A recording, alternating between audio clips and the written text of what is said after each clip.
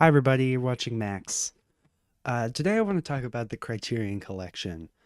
If you don't know what the Criterion Collection is, it's like vinyl for movies, but if vinyl records were only produced by one company and they only released like five of them every month, so like not at all like vinyl records, but kind of like them in the sense that you're buying them maybe for quality, but mostly because you want a physical thing to represent your love for a piece of media.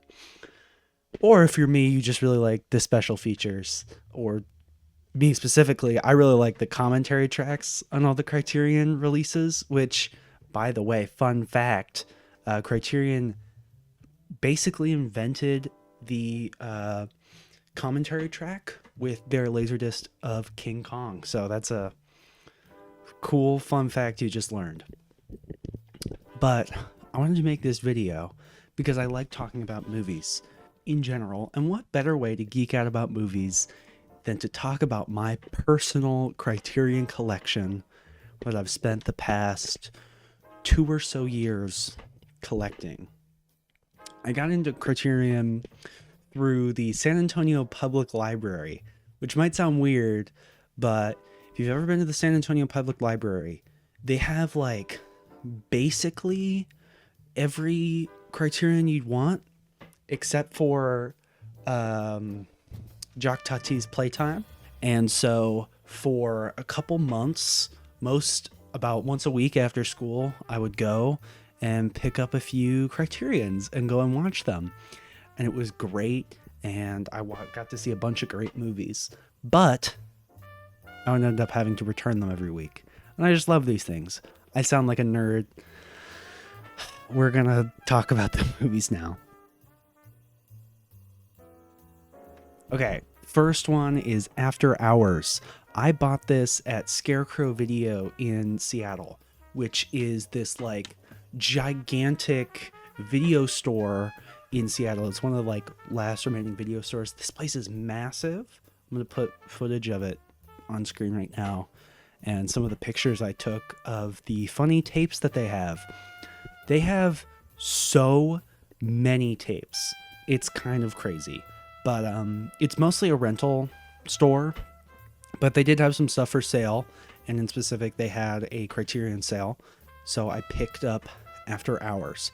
I first saw this movie, I'm pretty sure it was last year, during June? Yeah, I'm pretty sure it was during June, because I did a whole Martin Scorsese marathon, because I was not in a good place. And you know what the best thing to do when you're not in a good place is? Watch a lot of mob movies. And I'd never seen this one before, and I decided to throw it on, and I thought it was fine. I thought it was good. Wasn't crazy about it or anything. But I put it on again a few weeks later, and I started to like it more, and I started to like it more. And by now I've seen it about 6 or 7 times, mostly because I will just throw this movie on like all the time. I wouldn't call it a comfort watch because it's not exactly a comforting movie. It's a movie about like having a panic attack over the course of a whole night. But I think it's one of Scorsese's best movies. Well, maybe not one of his best, but one of my favorites. It's a lot in line with King of Comedy, which I love King of Comedy. I love King of Comedy probably more than I should, because it's kind of just like what if Taxi Driver was comedic, but it's so good. I love King of Comedy so much. And this kind of falls into that sort of crimey, sort of grimy kind of thing. It stars Griffin Dunn, and basically the plot of the movie is he has a job that he hates.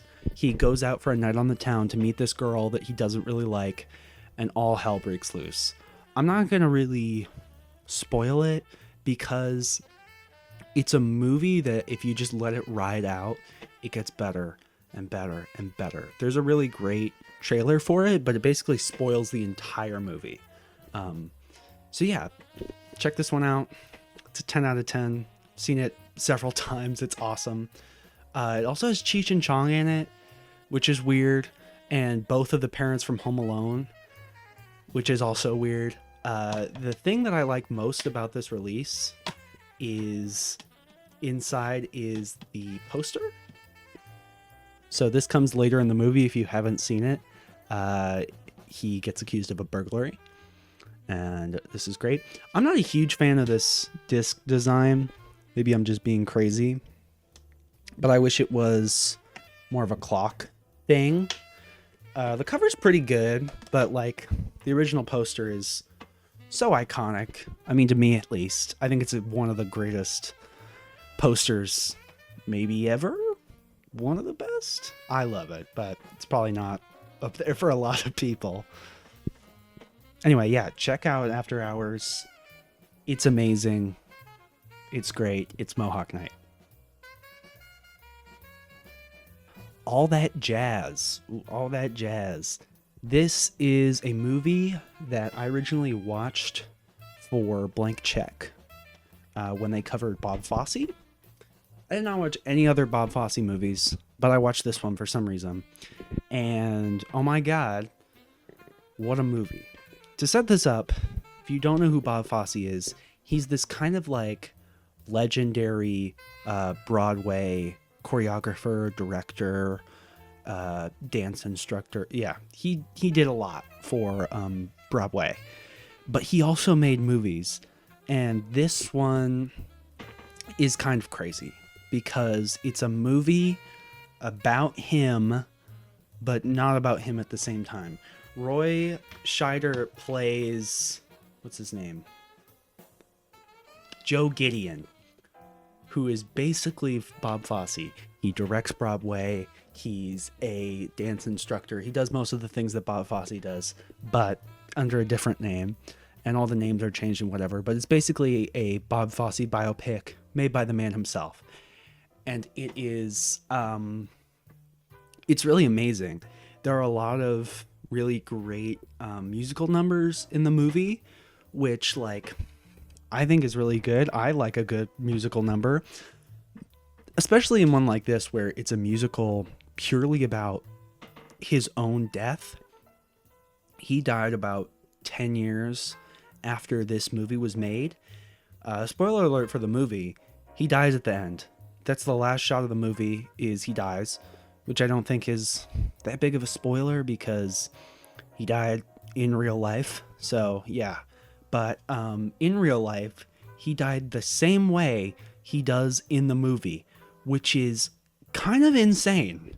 That's crazy to me that he predicted his own death and also kind of got to point out that he was like, hey, I'm not a great guy, but I know it.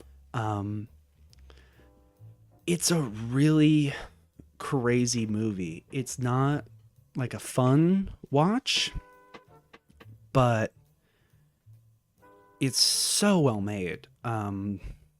Yeah.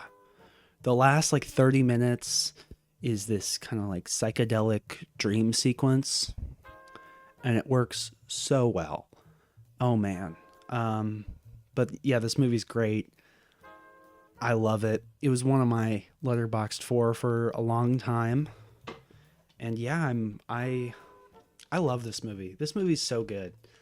I've never gotten anyone else to watch it because it's a hard sell. To get someone to watch this movie, you got to be like, well, you know, it's kind of depressing, but you know, just hang in there and it's good. But it's a great movie. It's got a great cast. Roy Scheider has his like best performance here, in my opinion. Yeah, it's what a great movie. You'll have all the songs stuck in your head for like a couple days. So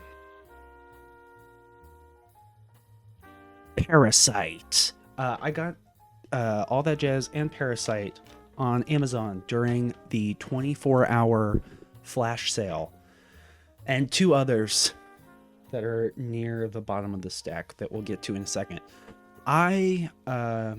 This is one of like the first movies I fell in love with. I think this was like the third movie I logged on Letterboxd. I have always loved movies, but I think it was this and Scott Pilgrim where I was like, shit, man, you can do a lot with movies. And yeah, this movie holds a special place in my heart. It's toes the line so well that I think Bong Joon-ho can do in a lot of his other movies. Like, I just saw Memories of Murder. What a great movie. But like, a movie that is able to be extremely funny while also being super serious toes the line so well in a way that I think this does too. Just like Memories of Murder, it's super brutal. It is very intense. It's long. There's a lot going on, but you never feel overwhelmed by it. I mean, like, it's Parasite. You know it's good. I'm not going to talk about this one for long. I should probably watch this one again. It's been a long time. Man, it's a great movie. I remember when it won the Oscar, I was super excited for just to see like a foreign language movie win. But I just remember watching a bunch of like YouTube videos of it.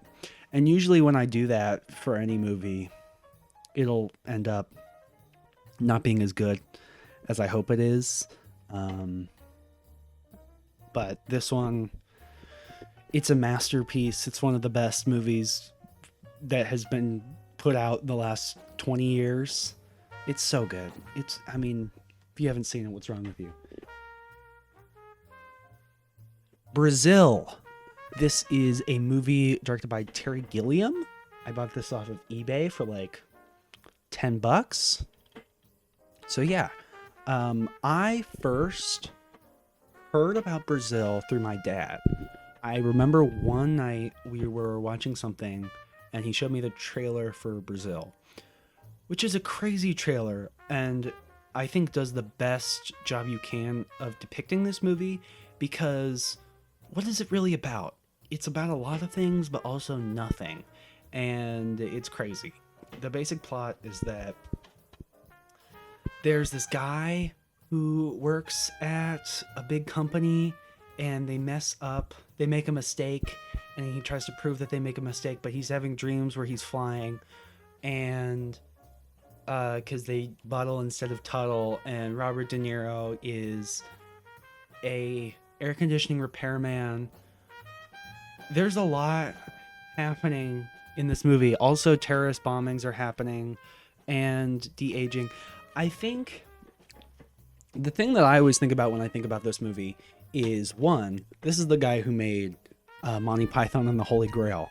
So it's not as much of a thinker as it is kind of just a feeler and a laugher. I find this movie so funny. And also, the original title of this movie was 1984 and a half, which I think probably fits this movie's kind of energy better, but I do like Brazil better as a title. It's a good title. The politics of this movie are kind of weird in that it doesn't really have a lot to say, but it also has so much to say. What is really the point of it all? I don't know. I just remember this is one that I originally rented from the library before I saw it a couple times and was like, okay, well, I kind of got to have the this version. This version has some cool special features too. I didn't talk about special features on the other one. This one has the different cuts of the movie. So there are like 3 main cuts of Brazil. There's the theatrical cut, and there's the final cut, and the Love Conquers All cut. The Love Conquers All cut is the one that's interesting to me, because usually the movie is about 2 hours, 22 minutes, but the Love Conquers All cut is 90 minutes with a much happier tone, a much happier ending, all that. I'm just a really big fan of this movie. The way everything looks is incredible. The way that the camera moves is incredible. Like, oh man, it's great. There are definitely like a billion problems with it, but I don't really care at the end of the day. It's like, I would say it's like Evil Dead 2 for me, in that like there is obviously so many things they could have done better, but I wouldn't want it any other way, because it's perfect. It's perfect like this. I love this movie. again, on my top 4 for a while. Funny games. Funny games. This is another one I got on the Amazon sale. And the last one on the Amazon sale is at the very bottom. I saw this. I think I saw this during Halloween season. And I didn't know a lot about it. I just knew kind of this image. And I was blown away by this movie. I probably don't have as much of a connection to this movie as I do to a lot of the other ones. I think I got it because it was like 10 more bucks. And I was like, oh, okay, yeah, I guess I'll get Funny Games. This movie is such a weird thing. It's very meta, but not in the way that I think a lot of things are usually described as meta. It breaks the fourth wall in many ways. If you watch the movie, you'll see, but it doesn't do it for the reasons that a lot of other things do it. I feel like when most pieces of, like, most movies break the fourth wall, it's to make a joke, and to here it kind of is, but it's more to make a greater point about the movie itself, which is that you're not supposed to be having a good time watching this. And I think that's the point. There's a lot of things going on. The basic plot of this movie, it's a home invasion movie. These two guys break into a house and kidnap the people inside. There's a wife and a husband and a little kid. But this movie is super weird and right up my alley. I end up really liking home invasion movies. I don't know what that says about me. They're really dark, but for me, they always like hit the mark really well. For example, Panic Room, which I just saw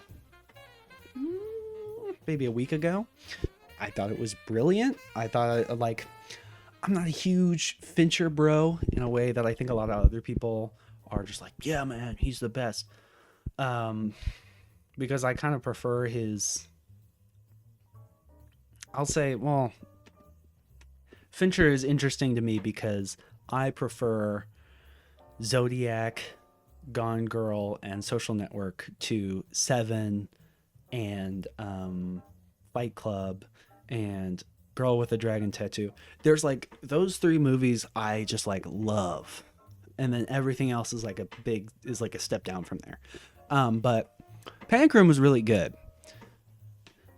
It's kind of funny, which this movie is also kind of funny, but in like a fucked up way, you know, like how this is kind of how Funny Games is funny.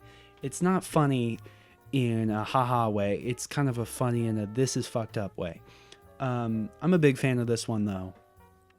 I would give it a watch. It was on HBO for a while, which is where I initially saw it. I don't know where it is now. It's a good movie. Do the Right Thing. I mean, I don't really think I have to say anything about Do the Right Thing. It's awesome. What else do I have to say about Do the Right Thing? This is like maybe one of the best movies ever made. Also, one of the best director actor movies ever made, because I mean, I'll say this about Spike Lee. I haven't seen a ton of Spike Lee, but he's such like a diverse filmmaker in a way that I don't think anyone else is, at least like the big guys, you know. I would put Martin Scorsese in that category, but he kind of has phases where he's like, well, I want to try something new, and then he falls back on his like things that he knows are good. Like, for example, I bet you guys didn't know that Martin Scorsese made a horror movie with Nick Cage in 1999. I didn't either. And it feels super out of left field, the same way that After Hours does. But you know what? It rules. It's great. I'm a big fan of Bringing Out the Dead. It's Bringing Out the Dead, by the way. But Spike Lee, I have seen a couple Spike Lee movies. I've seen this, and I saw Malcolm X. And I think that's it. But this movie, oh man. Oh man.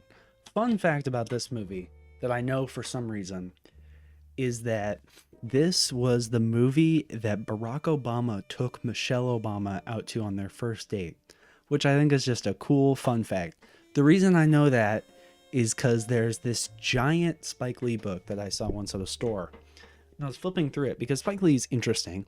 He's just like an interesting director. He's a cool looking guy. He looks like a character on some, I don't know, the way he dresses is so interesting to me. His little glasses, I love it. He's such a funny little guy.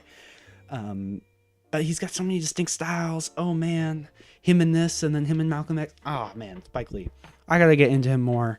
He's obviously got a ton of classics that people love, but I just like haven't gotten around to it yet. Maybe soon I'll do a Spike Lee binge, but obviously a banger. I'm not even gonna, this is like Parasite. It's like, what do you say about Do the Right Thing that hasn't already been said? Great soundtrack. My favorite Public Enemy song opens this movie. So like, what else is there to say? It's great. It's great. Here we have one Wes Anderson movie. We have The Royal Tenenbaums. I got this at a bookstore. I got the next... Yeah, I got Do the Right Thing, Royal Tenenbaums, and the next one at a bookstore. For really cheap, actually. This is one of the earlier Criterion releases before they had the little C. I originally wasn't a huge fan of Royal Tenenbaums. I'm a really big Wes Anderson guy, but I wasn't a huge fan of this movie. But the more times I see it and the more I look at it, I like it more. Ben Stiller is so good in this movie, and we don't talk about it enough. So is Gwyneth Paltrow, which I'm not a huge Gwyneth Paltrow fan. She's good in this and Talented Mr. Ripley, but like that's about it. I'm not a huge fan of her. Oh, and Seven. Maybe I'm not so against Gwyneth Paltrow. Yeah, this movie's great. Obviously, great performances. Gene Hackman's awesome. There's some cool stuff in there. The Bill Murray stuff is really funny in this movie to me. I don't feel like anyone ever talks about that. I love the cover, just in the style of the book. And I'm pretty sure this comes with... Hold on, we're going to try to...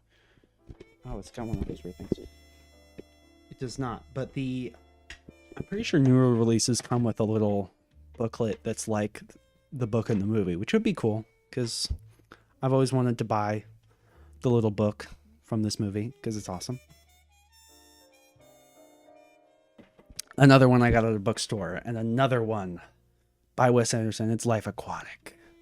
This one is the opposite of The Royal Tenenbaums, where I saw it originally, I think really early. I saw it in like 2018, so I was like 10 years old, and I loved it, and I was like, oh my god, maybe the greatest movie ever.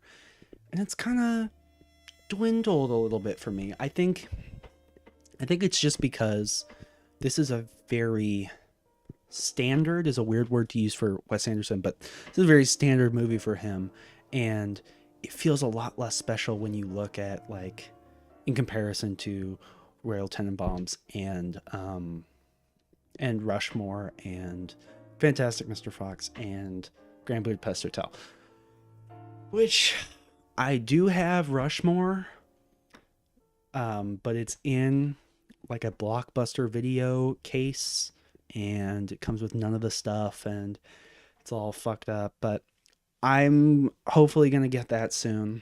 I love that movie a lot.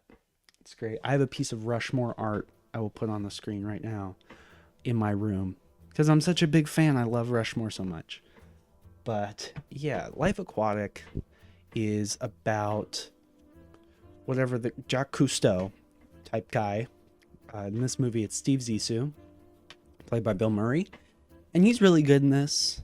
The scene where he's like walking away from the ending scene, so good. It's really good, but I don't think it really tops most of Wes's catalog. I mean, it's past like the ones where I'm like really not into them. So past Moonrise Kingdom and French Dispatch. Hot take. I am not a huge fan of both of those movies, but this one it's all right. It's not. This was also like $2, so I got it because why the hell not? We're transitioning into another director I love. It's the one and only David Lynch. Twin Peaks: Fire Walk with Me. I love this movie so much, and it makes me really sad. So this movie, if you haven't seen Twin Peaks, go watch Twin Peaks. What a good show. But this movie is the character of Laura Palmer, who at the start of Twin Peaks is dead. This is her last 7 days. What a depressing movie. I mean, a lot of Lynch's stuff I think is really sad, but I don't think anything really gets to this movie. It's depressing, it's heartbreaking. Man, like, and the weird thing is that no one liked it at the time. And I feel like we're kind of coming to a point where people have come back around to really liking it, which is good because it's one of Lynch's best movies. It's probably my third favorite. I have number one. It'll be coming next or pretty soon. But number 2 is Blue Velvet, and then number 3 is this. But this movie, Cheryl Lee does such a good job in this movie. And it's a shame because she's in barely anything else after Twin Peaks. She's in the John Carpenter movie Vampires. And other than that, I don't remember anything else she's in that's not David Lynch related. But she does such a good job in this movie. So does Ray Wise as Leland. What a great performance. Just amazing. He plays both sides of it so well. Oh man, everyone is doing great. I think the replacement for Donna in this movie is like way better than the original Donna in the show. I don't know how hot a take that is, but there you go. Yeah, Dale Cooper isn't in it too much, which is a little sad, but you know, I get it. The cover is basically the same as the original, just looks a little bit cleaner. The main reason I wanted to get this was basically for the missing pieces. If you don't know what the missing pieces is, it's like an hour and 30 minutes of deleted scenes, which is cool because the hour and 30 minutes of deleted scenes in this is basically catching up on stuff that the movie doesn't really have time for. So the characters that you like in Twin Peaks show up in this, which is great because I like seeing all the little funny clips, but I understand why they had to be cut for the original movie. Yeah, this movie is incredible. Some people may not think that, and those people are wrong, but whatever. So from here down, it's basically just directors I love, and we're starting with Mr. Richard Linklater, Dazed and Confused. I rewatched this like 2 days ago. It's better every time I watch it. It's so funny. It's so well written. It's kind of astonishing that this is his second or third movie. I think it's his third because I think it goes Slacker, Suburbia, and then this, which is crazy for like just a third movie that he was able to make a Robert Altman movie that fast. Be able to make something that just like it goes so quick with the dialogues, goes so well written, so well acted. I relate more and more to Mitch Kramer, every time I watch this movie, he slowly becomes the best character. Yeah, every character is great. Everyone's awesome. This movie's obviously a masterpiece. It's maybe my favorite Linklater. I don't know. School of Rock is definitely up there, and the first two Before movies are definitely up there. He makes some bangers. He's so good. He's a good guy. Yeah, Linklater, one of our fine filmmakers. Hitman was good. It was good. I had a good time watching it. I did not expect to like... Actually, no, I did expect to like Hitman. But the closer we got, the more I was like starting to feel a little iffy about it, because the last few Linklater movies have been fine. But I don't think he's really made a great movie since Before Midnight, unless I'm just like blanking out a great movie. But I don't think so. I feel like his last great movie was Before Midnight.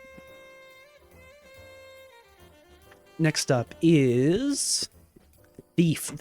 This is the Michael Mann movie.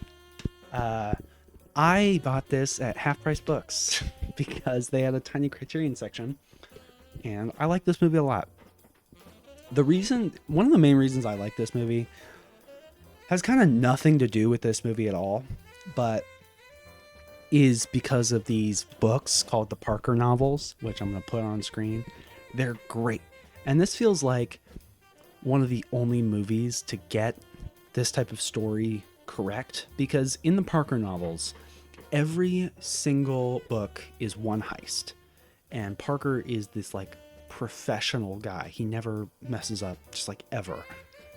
And somehow it's entertaining. You would think in a story about criminals where nothing ever goes wrong, it wouldn't be entertaining. But it is, because everyone else around him sucks by comparison. And this is a great adaptation of that, because James Caan as the thief in this movie is so damn good. Everything about this movie rules. The more I think about it, the more I'm like, wow, this movie rules. First off, the score to this movie slaps so hard. So hard it slaps. It's this like synth funk type thing made by this band called Tangerine Dream. Oh my god. Kicks ass. It's awesome. I listen to it all the time. I had to pull up YouTube because it's not on Spotify. Put it on Spotify, please. I love it. Secondly, number 2, the look of this movie. There's so much neon. There's so much cool stuff. This is from Michael Mann, who is known for making good movies. He made Manhunter, which is a banger. He made Heat, which is a banger. He made Miami Vice, which is a banger. He just makes good movies. He makes great stuff. I'm not a like diehard Man fan, as I think some people are, but like from the stuff I've seen, he's great. He's a good guy. And this movie is surprising. This is his first ever movie. That's crazy to me. It feels like a guy who's been working for 20 years. Just like, this feels like a movie that someone else would end their career on. It's that kind of thing. Oh man. This movie's great. It's so good. If you want a good crime movie, watch this. Or if you haven't seen Heat, just go watch Heat. Why haven't you seen Heat yet? It's great. It's Heat. It's Heat. Go watch Heat. Yeah, Michael Mann, great guy. Thief, great movie. Go read the Parker novels. And now we have one final movie. This is the last movie I bought on this Amazon sale. And it is David Lynch's Mulholland Drive. This is the 4K Blu-ray edition. This movie was kind of crazy for me to watch. It's one of those things where I got to go see this in a theater, which was awesome. I got to go see this at the Alamo Drafthouse. They did a month where they were doing movies about Hollywood, and this was playing. So I went to go see it, and It was incredible. I stepped out, and you immediately just start thinking and kind of rushing to whatever conclusions you can make from this kind of thing. But you also want to start watching it again and again and again and again.